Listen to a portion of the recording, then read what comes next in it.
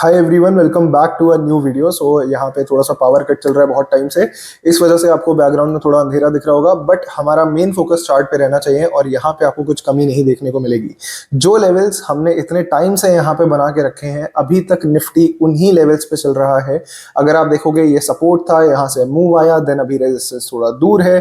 तो even though यहाँ पे यूएसए का मार्केट 3.5-4% गिर गया, बट यहाँ पे निफ्टी में हमें 1 भी % की गिरावट नहीं देखने को मिल रही है और ना ही यहाँ पे कुछ खास वीकनेस देखने को मिल रही है।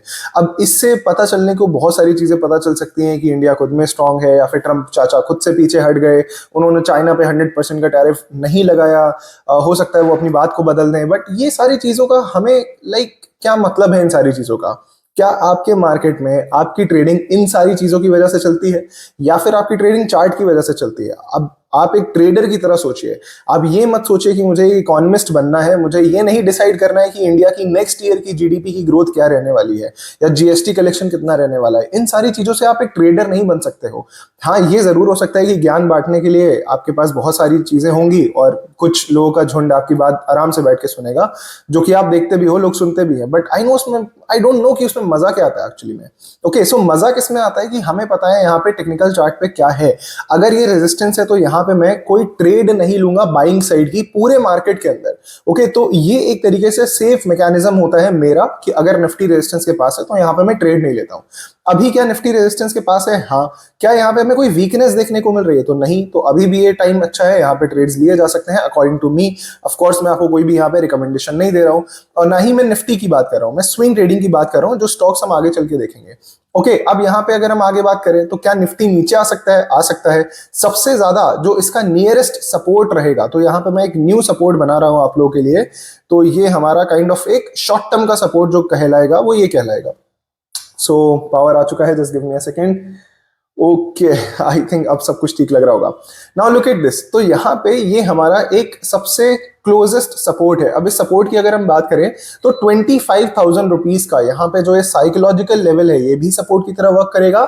एंड ये हमें जो एक स्विंग लो देखने को मिल रहा है निफ्टी में, अगर आप ये देखोगे, मार्केट ऊपर गया, देन एक स्विंग लो बनाया, देन अगेन ऊपर गया, तो ये आपका स्विंग लो मार्केट को होल्ड कर सकता है। तो अगर निफ्टी यहाँ पे आता है, रिवर्स करने की कोशिश करता है, देन ये मेरे लिए एक अच्छा पॉइंट रहेगा स्विंग ट्रेडिंग में फ्रेश एंट्रीज बनाने के लिए। तो अब हमें ये समझ में आ चुका है कि फ्रेश एंट्रीज कहां पे बनाई जा सकती हैं, लेकिन हमें ये भी तो जानना जरूरी है कि किस में बनाई जा सकती हैं। तो कुछ स्टॉक्स के एग्जांपल्स मैं आपके साथ यहाँ पे शेयर करने वाला हूं। ऑफ कोर्स कोई भी बाइंग और सेलिंग रिकमेंडेशन नहीं रहेंगे। अगर आप कम्युनिटी ज्वाइन करके हमारे साथ सीखना चाहते हो, देखिए यहाँ पे मैं आपको एक मैसेज भी शो करूंगा कि अगर मार्केट गिर रहा होता है उसके बाद भी हम लोग प्रिपेयर रहने के लिए क्या क्या चीजें करते हैं। हमारे पास एक वॉच लिस्ट रेडी होती है कि अगर मार्केट में गैप डाउन हो रहा है तो हम क्या कर सकते हैं, अगर मार्केट में गैप अप हो रहा है तो किन स्टॉक्स में हम प्रॉफिट बुक कर सकते हैं। इस टाइप से मैं एक वॉच लिस्ट आपके साथ शेयर करता हूं। आपके long term, short term investment strategy समझना चाहते हो, पोजिशनल ट्रेडिंग के बारे में समझना चाहते हो, ये सारी चीजें आपको कम्युनिटी में मिलती हैं। तो अगर आप इंटरेस्टेड हो, आप ज्वाइन कर सकते हो, नीचे कमेंट सेक्शन में आपको डिटेल्स मिल जाएगी। नाउ हम लोग चलते हैं अपने आज के पहले स्टॉक के ऊपर, जिसका नाम है विंटेज कॉफी। नाउ इस स्टॉक को मैं बहुत टाइम से यहाँ पे डिस्कस कर रहा हूँ एंड इसने हमें एक साइडवेज मार्केट में बहुत बढ़िया बढ़िया ट्रेड्स दिए हैं, जो कि ऑफ कोर्स मैं अभी आपको स्क्रीन पे नहीं दिखा सकता। तो आपका एक छोटा सा काम बनता है कि आप अपने चार्ट को ओपन करो और विंटेज कॉफी में देखो कि आपको क्या एक क्लियर रेक्टेंगल शेप में up and down sideways movement दिख रहा होगा। अब ये हो कहां पे रहा है, ये देखना बहुत इंपॉर्टेंट है। तो लुक एट दिस, ये हमारा विंटेज कॉफी का चार्ट है। यहाँ पे इस आईपीओ ने अपनी ओपनिंग करी थी एंड उसके बाद 2024 अक्टूबर के बाद फाइनली इसने ब्रेकआउट दिया यहाँ पे जुलाई 2025 में, क्लोज टू आप बोल सकते हो 10 महीने के बाद। इस ब्रेकआउट के बाद जब ये स्टॉक स्ट्रांग हो चुका है, उसके बाद से इसने एक रेंज बनाना यहाँ पे शुरू करी। स्टॉक ऊपर गया, वापस से स्टॉक ने रीटेस्ट करा, वापस से स्टॉक ऊपर गया। तो कुछ इस तरीके से ब्रेकआउट के बाद आपको एक रेंज देखने को मिली है।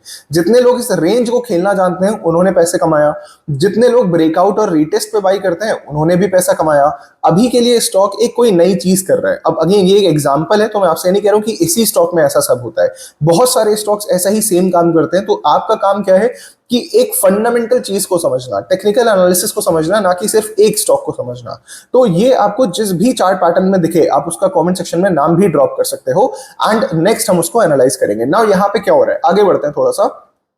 जैसे कि अभी हमने निफ्टी में बात करी थी कि निफ्टी में क्या था, हमारा एक मूव आया, उसके बाद यहाँ पे एक स्विंग लो बना एंड उसके बाद वापस से एक मूव आया।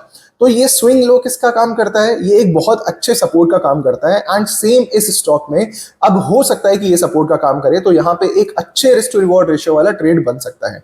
ओके, अब ये कैसे हो सकता है, तो देखिए स्टॉक में हुआ क्या, मैं आपको यहाँ पे थोड़ा सा ड्रॉ करके समझाने की कोशिश करता हूँ। कुछ इस तरीके से स्टॉक में ब्रेकआउट आया एंड स्टॉक ऊपर गया और इसने इस तरीके से साइडवेज मूवमेंट करा। देन अब धीरे धीरे करके स्टॉक क्या कर रहा है कि अपने इस ब्रेकआउट लेवल को भी नीचे की तरफ ब्रेक कर रहा है और स्टॉक नीचे जा रहा है। अब इस टाइम पे लोग क्या कहते हैं कि ब्रेकआउट फेल हो चुका है, आप इसे अपनी नजरों से हटा सकते हो। बट यहाँ पे दो मौके होते हैं आपके पास। पहला तो ये कि ये जो प्रीवियस स्विंग लो है जो हमने यहाँ पे मार्क करके रखा है सेम टू सेम, अगर स्टॉक वहां पे आके बाउंस बैक देता है तो ये सबसे बड़ा रिस्क रिवॉर्ड रेशियो वाला ट्रेड बनता है, क्योंकि इसके टारगेट्स बहुत बड़े हो सकते हैं और आपका स्टॉप लॉस बहुत छोटा सा होगा। नेक्स्ट चीज जो आपके पास यहाँ पे मौका बनता है वो 1:2 पे लेके कट कर देने का, विच मींस अगर आपने लेट से यहाँ पे कहीं एंट्री करी और स्टॉक यहाँ गया वापस से नीचे आने लगा, तो आप यहाँ पे भी अगर कट करोगे तो भी आपको 1:2 से भी ज्यादा का रिस्क रिवॉर्ड रेशियो देखने को मिलेगा। अब ये सारी चीजें इतनी ज्यादा एडवांस होती हैं कि मैं आपको सिर्फ एक स्टॉक के एग्जांपल से पूरी स्ट्रैटेजी नहीं समझा सकता, बट स्टिल इतना मैंने आपको यहाँ पे चीजें बता दी हैं। सिर्फ और सिर्फ आपको इस स्टॉक को अपनी वॉचेस में ऐड करना है, देखना है कि कैसे चीजें प्ले आउट हो रही है। आपको बाइंग सेलिंग करने की कोई जरूरत नहीं किसी भी स्टॉक में, लेकिन अगर आप देख लोगे कि कैसे चीजें चलती हैं, कैसे चीजें काम करती हैं, तो आप बहुत कुछ सीख जाओगे। नाउ अगर हम इसके टारगेट्स की बात करें, हम लोग देते हैं अपना फिबोनाची का टारगेट यहाँ पे फाइंड करने की कोशिश। हमारा जो पहला टारगेट आता है वो कहीं ना कहीं 180 के आसपास आता है। तो अगर आप देखो रिस्क रिवॉर्ड रेशियो से लेट से हमारा इसी जोन के आसपास, इसी स्विंग लो के आसपास कहीं पे एंट्री होती है और यही स्विंग लो हमारा काइंड ऑफ एसएल हो जाता है। अभी जो करंट मार्केट प्राइस चल रहा है लेट से हमारी वहीं पे कहीं एंट्री हो जाती है फॉर एग्जांपल, प्लीज अभी किसी को कुछ करना नहीं है। नाउ अगर हम देखेंगे तो यहाँ पे हमारा रिस्क रिवॉर्ड रेशियो कितना निकल के आएगा, आपका एसएल है 7 रुपीज का और आपका टारगेट है 46 रुपीज का। अगर आप इसको यहां पे निकाल के देखोगे तो आपको ये 1:6 का रिस्क रिवॉर्ड रेशियो देखने को मिल रहा है। And I am not saying कि 1:6 आपको मिलेगा, आई एम जस्ट सेइंग कि अगर 1:2 1:3 भी मिल रहा है तो भी एक बहुत अच्छा ट्रेड रहता है। ये हमारा आज का पहला स्टॉक था। आई होप कि आपको चीज अच्छे से समझ में आई हो। अब चलते हैं हम लोग अपने सेकंड और आज के लास्ट स्टॉक के ऊपर। हमारा आज का सेकंड स्टॉक है पीएन गडजिल। इसका चार्ट मैंने आपके साथ टेलीग्राम पे भी शेयर करा है, तो अगर आपने टेलीग्राम चैनल ज्वाइन नहीं करा है, अगेन आपको नीचे कमेंट सेक्शन में लिंक मिल जाएगी, आप सिंपली ज्वाइन कर सकते हो।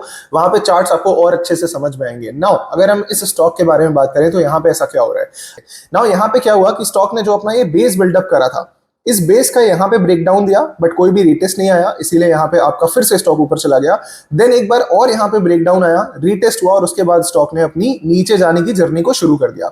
इसके बाद स्टॉक ने लो लगाया 480 470 का और इसका हाई था 850 का।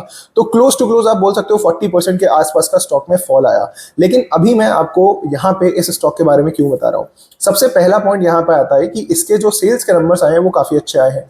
तो अब अगर आपके माइंड में आ रहा है कि अरे यार ये टेक्निकल्स में हम फंडामेंटल्स को क्यों जोड़ रहे हैं, तो इसके पीछे का एक सिंपल सा रीजन ये है कि सेल्स और प्रॉफिट्स के नंबर आपको खोजने नहीं पड़ते हैं, वो आपकी आंखों के सामने होते हैं। अगर आप किसी भी स्टॉक को जानते हो, किसी भी स्टॉक में अगर आप कुछ भी देख रहे हो, तो इवन आपको ट्रेडिंग व्यू पे भी यहाँ पे अर्निंग्स का एंड डिविडेंड्स का एक आपको आइकन दिखेगा। अगर आप अपना ट्रेडिंग व्यू ओपन करोगे, मैंने यहाँ पे इंडिकेटर्स को हाइड करके रखा है, इस वजह से देखने को नहीं मिल रहा होगा। अगर आप ऐसा भी करोगे उसमें भी आपको पता चल जाएगा। स्टिल अगर आपको नहीं देखना है तो हमने विंटेज कॉफी का भी नहीं देखा, आप इसको भी मत देखो, आप भूल जाओ कि एक पॉजिटिव चीज थी यहाँ पे जो हमने डिस्कस करी। नाउ अब आगे बढ़ते हैं, तो आगे ऐसा क्या हो रहा है कि इसका चार्ट अच्छा लग रहा है। यहाँ पे आप क्या देखने को मिलेगा कि स्टॉक ने एक बार रेजिस्टेंस लिया और स्टॉक नीचे आया, देन ऊपर गया, सेकेंड टाइम रेजिस्टेंस लिया, फिर से नीचे आया, देन ऊपर गया, थर्ड टाइम रेजिस्टेंस लिया और इसके बाद अगर आप आगे का चार्ट देखोगे, जो कि 90 डेज और आगे इसमें है चार्ट, अगर आप देखोगे तो आपको इस तरीके का एक ब्रेकआउट देखने को मिलेगा। इसे हम लोग एकदम proper reverse head and shoulder pattern का ब्रेकआउट बोलते हैं और ये एक बुलिश ब्रेकआउट माना जाता है। नाउ ध्यान से कुछ चीजों को सुनिएगा, यहाँ पे आती है बात टारगेट की और स्टॉप लॉस की। तो अगर हम यहाँ पे टारगेट की बात करते हैं तो ये जो आपका पूरा का पूरा डेप्थ होता है, ये अप साइड पे आप ऐड कर सकते हो, ये आपका टारगेट होता है। अभी हम यहाँ पे निकाल के देखेंगे भी। और ये जो आपका प्रीवियस स्विंग लो होता है, स्विंग लो बहुत इंपॉर्टेंट चीज है, ये आपका एसएल होता है। नाउ यहाँ पे अगर हम देखें कि रिस्क रिवॉर्ड रेशियो क्या बन रहा है, तो अगर हम सही टाइम पे इसमें एंट्री कर पाते हैं, जो कि हमारी हो सकती है करंट मार्केट प्राइस हो या फिर इस ब्रेकआउट लेवल के जितना भी पास में हो, तो हम एक बार करंट मार्केट प्राइस को ही ले लेते हैं। उसके बाद जो हमारा एसएल होगा वो होगा स्विंग लो। तो स्विंग लो 590 का है इस स्टॉक में अभी के लिए, जो यहाँ पे मैं आपको बता सकता हूँ। 590 का अगर हमने स्विंग लो का एसएल रख दिया, तब इसके बाद अगर हम टारगेट देखेंगे तो ये जो हमारा डेप्थ है, ये कितने परसेंट का डेप्थ है अगर हम देखेंगे तो क्लोज टू 25%। तो हम क्या करते हैं, अप साइड पे 25% ऐड कर देते हैं। तो कहीं ना कहीं हमारा यही रेजिस्टेंस का लेवल जो स्टॉक का बहुत पुराना लेवल है रेजिस्टेंस का, यही हमारा टारगेट निकलता है। अगर हम यहाँ पे रिस्क रिवॉर्ड रेशियो देखेंगे तो हम इसको ऊपर ले जाते हैं पूरा, एंड इसके बाद में आगे आके इसको दिखाऊंगा आपको ये कितना है। Just a second. So look at this. अगर हम इसी तरीके से सेम वही प्लानिंग करते हैं 590 का एसएल, हमारा जो ये 800 के आसपास का टारगेट, देन ये हमारा 1:1.5 के ऊपर का रिस्क रिवॉर्ड रेशियो निकल के आता है। इसमें पॉजिटिव चीजें और क्या हो सकती हैं कि कोई भी स्टॉक, एक बार इसको हटाते हैं, अगर कोई भी स्टॉक आपका ब्रेकआउट के बाद इस तरीके से ऊपर जाता है तो आप अपने स्टॉप लॉस को हर स्विंग लो के नीचे ट्रेल करके ऊपर लेके जा सकते हो, जिससे कि आपका रिस्क कम से कम होता चला जाता है। एंड यहाँ पे आपके जो प्रॉफिट्स होते हैं वो भी लॉस नहीं होते हैं, क्योंकि अगर आपका स्टॉक यहां तक जा चुका है, आपका स्टॉप लॉस अभी भी यहाँ पे, और अगर मार्केट में कोई खराब न्यूज आई तो सीधे नीचे, तो आपके सारे प्रॉफिट्स भी चले जाएंगे और आपको लॉस में क्लोज करना पड़ेगा। बट अगर आपको स्विंग लॉस क्लियरली दिख रहे हैं तो वहां पे आप अपना स्टॉप लॉस ट्रेल कर सकते हो। नाउ ये दो स्टॉक्स ऐसे हैं, इनमें से एक स्टॉक में मेरी पर्सनली ऑलरेडी एंट्री बनी हुई है। अगर आप गेस कर सकते हो तो आप जरूर करना कमेंट सेक्शन में। एंड मार्केट थोड़ा चॉपी है, मार्केट थोड़ा सा रिस्की भी है। पिछले एक साल से निफ्टी ने कोई रिटर्न्स भी नहीं दिए, तो अगर आप थोड़ा सा डिमोटिवेटेड फील कर रहे हो, अगर आपको लग रहा है कि नहीं आपकी कोई गलती है इस वजह से आप पैसा नहीं बना पा रहे हो, तो शायद आप गलत हो, क्योंकि इस समय मैक्सिमम लोगों को पैसा बनाने में बहुत ज्यादा दिक्कत हो रही है। आप हर महीने पैसे नहीं बना सकते मार्केट में। इस वजह से मैं आपसे कहता हूं कि जब भी निफ्टी में अपस्विंग दिखे तो उसको प्ले करने की कोशिश करिए। डजंट मैटर कि आपका एक दो एसएल हिट हो जाते हैं, कोई बात नहीं, नेक्स्ट स्विंग आएगा उसको प्ले करने की कोशिश करिए, क्योंकि अगर आप प्ले करना छोड़ दोगे तो मार्केट की रैली को भी आप मिस कर दोगे। आप सिर्फ इस इंतजार में रहोगे कि अब तो मार्केट ऊपर जाता ही नहीं है, जब ब्रेकआउट आएगा तब का तब देखेंगे। सो ये अपनी थिंकिंग को आपको चेंज करना है। एंड आई होप कि आज का वीडियो ऑलरेडी काफी ज्यादा लंबा हो चुका है, आई थिंक 11-12 मिनट का हो चुका है। तो अब हम लोग नेक्स्ट वीडियो में बात करते हैं। काफी टाइम बाद ये वीडियो आया, इसके पीछे के बहुत सारे रीजंस हैं। अगर आप लोग टेलीग्राम पे जुड़े हो तो आपको अपडेट्स मिलते रहेंगे। Okay, so thank you so much for watching guys. मिलते हैं हम लोग नेक्स्ट वीडियो में। Till then all the best.